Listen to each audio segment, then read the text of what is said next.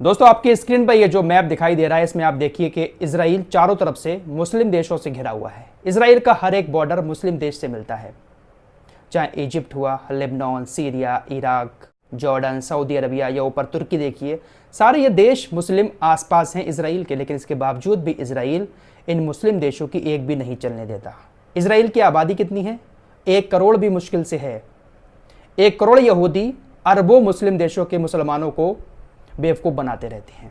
ज़रा गौर से देखिएगा इस मैप को, चारों तरफ से इजराइल घिरा हुआ है इन मुस्लिम देशों से, लेकिन इन मुस्लिम देशों की इतनी हैसियत नहीं है कि इजराइल को दबा सके। दोस्तों एक और बड़ी खबर आपको बताने जा रहा हूं।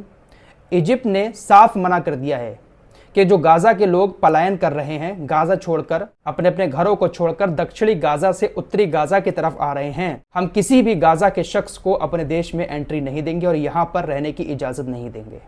ये किसने कहा है? इजिप्ट ने कहा है। मुस्लिम देश इजिप्ट ने गाजा के लोगों को अपने यहां पर बसाने से इनकार कर दिया। इस सिचुएशन में भी मेरे दोस्तों मैं लगातार इस टॉपिक पर बात कर रहा हूं क्योंकि मैं देख रहा हूं कि सोशल मीडिया पर कितनी बड़ा चढ़ाकर लोग खबरें दिखा रहे हैं कि इराक ने यह कर दिया, तुर्की ने वो कर दिया, सऊदी अरब ने यह कर दिया।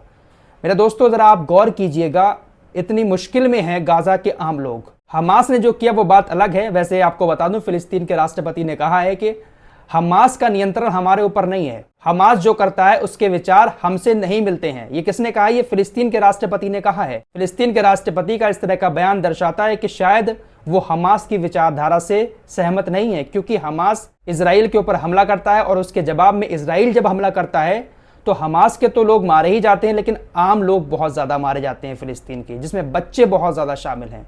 इसीलिए फिलिस्तीन के राष्ट्रपति ने कहा कि हमास के विचारों से हमारे विचार नहीं मिलते हैं। लेकिन आप जरा यहां पर गौर कीजिएगा कि इतना सब कुछ हो रहा है गाजा के अंदर, बूंद बूंद पानी को लोग तरस रहे हैं, लेकिन किसी भी मुस्लिम देश की तरफ से अभी तक यह बात कही गई कि जो गाजा छोड़कर लोग आ रहे हैं हम उनको अपने देश में शरणार्थी के तौर पर जगह देंगे। कोई भी मुस्लिम देश सामने आकर इस बात को कह रहा है? नहीं कह रहा है। हर कोई गाजा के लोगों से दूर रहना चाहता है। कोई भी मुस्लिम देश गाजा के लोगों को अपने करीब नहीं बसाना चाहता।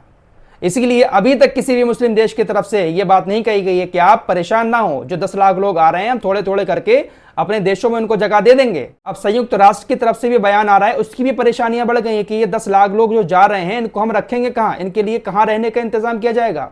क्योंकि गाजा से इजिप्ट का बॉर्डर पास है तो लोगों को उम्मीद थी कि यहां पर जाकर शरण ले लेंगे, लेकिन साफ मना कर दिया इजिप्ट की सरकार ने कि हम इनको नहीं बसा सकते।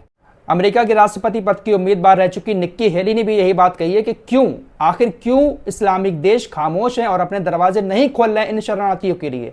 दर बदर बेचारे भटक रहे हैं, खाने को खाना नहीं है, पीने को पानी नहीं है, छोटे छोटे बच्चे एक एक बूंद दूध को तरस रहे हैं, लेकिन इसके बावजूद भी ये इस्लामिक देश क्यों खामोश बैठे हैं?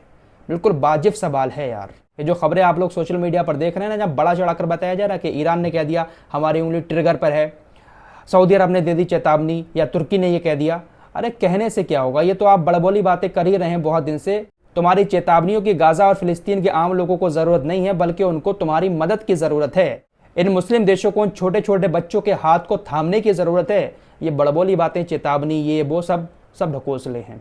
फिलहाल इसी बीच अमेरिका के राष्ट्रपति जो बाइडेन ने इजराइल के प्रधानमंत्री को चेतावनी दी है कि वो गाजा पर कब्जा करने का सोचे भी ना।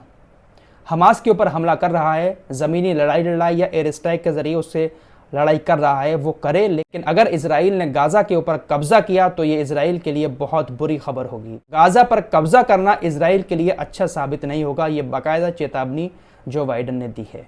लेकिन फिलिस्तीन के राष्ट्रपति महमूद अब्बास ने ये जो बात कही है कि हमास हमारा प्रतिनिधित्व नहीं करता, यानी हमारा लीडर नहीं है हमास, हमारे और उसके विचार नहीं मिलते हैं। तो अगर ऐसा फिलिस्तीन के राष्ट्रपति का कहना है तो क्या हमास अपनी जिद पर अड़कर फिलिस्तीनियों को मौत के मुंह में डाल रहा है? वैसे ये भी कहा जाता है कि हमास जो है वो ईरान के इशारे पर चलता है, ईरान ही मदद करता है हथियार से और पैसे से। लेकिन ये जो राष्ट्रपति का बयान है फिलिस्तीन के, ये काफ़ी कुछ सोचने पर मजबूर कर रहा है। फिलहाल हालात बद से बदतर हैं, लेकिन इस्लामिक देश खामोश है। इस रिपोर्ट में इतना ही। मिलते हैं एक और नए वीडियो के साथ, तब तक के लिए अपना ख्याल रखिए।